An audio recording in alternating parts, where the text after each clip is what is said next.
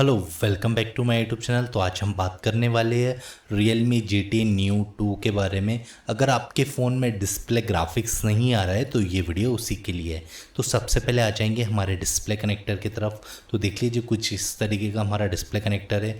तो ये एक लाइन पावर में गई हुई है, ये 1.8 वोल्ट वाली लाइन है।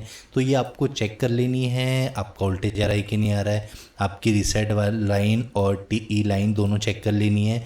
दोनों जो कनेक्शन गए हमारे गए हैं वो प्रोसेसर में गए हुए, और बाकी के जितने भी कनेक्शन गए हुए हैं वो गए हुए हैं हमारे प्रोसेसर में।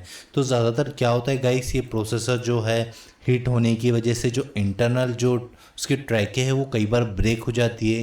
कई बार ये केस में होता है कोई शील्ड वगैरह प्रॉपर नहीं निकालता है, उसकी वजह से भी डिस्प्ले ग्राफिक्स उड़ जाता है। तो इस केस में आपको ये सीपीयू की डिस्प्ले लाइन सब की जीआर वैल्यू वगैरह सब चेक कर लेनी है। अगर आपकी जीआर वैल्यू नहीं मिलेंगी तो आपको ये कलर कोडिंग के हिसाब से देख लेना है कि कौन सी ट्रैक है मिसिंग तो नहीं है। तो ये आपको अच्छी तरीके से सब चेक कर लेना है, इसी के बाद आगे बढ़ना है। तो कुछ इस तरीके का डिस्प्ले ग्राफिक्स का डायग्राम था। तो आप आ जाते हैं हमारे डिस्प्ले लाइट की तरफ। डिस्प्ले लाइट का किस तरीके का डायग्राम है वो भी मैं आपको दिखा देता हूँ, ठीक है। ये आ गए हमारे डिस्प्ले लाइट की तरफ।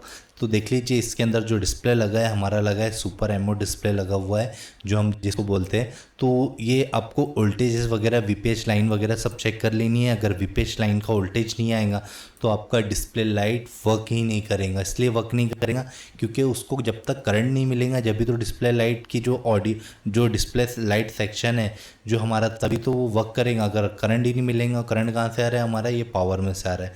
तो ये वीपीएच लाइन वाला कई बार क्या हो जाता है, कैपेसिटर शॉर्ट हो जाता है। तो ये आपको चेक कर लेना अच्छी तरीके से। शॉर्टिंग के कारण भी कई बार कुछ कुछ फ़ोन वाइब्रेट होते हैं लेकिन चालू नहीं होते।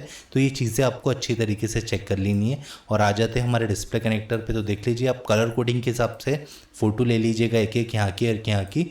फिर उसके बाद आपको यहाँ पे वही कलर कोडिंग मिल जाएंगे, कौन से कनेक्शन कहाँ गए हुए, इस हिसाब से आप चेक कर पाएंगे। ज़्यादातर इसकी आईसी भी उड़ जाती है कई बार। मैंने ज़्यादातर केसेस में देखा है डिस्प्ले जब भी बंद होता है सुपर एमोड वाला तो उसकी आईसियाँ उड़ती है, या तो फिर डिस्प्ले नहीं आने की वजह सीपीयू से आती है।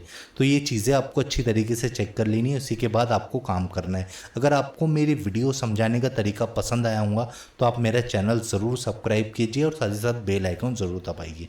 तो चलिए मिलेंगे हम आपसे अब नेक्स्ट वीडियो में। Okay, bye bye.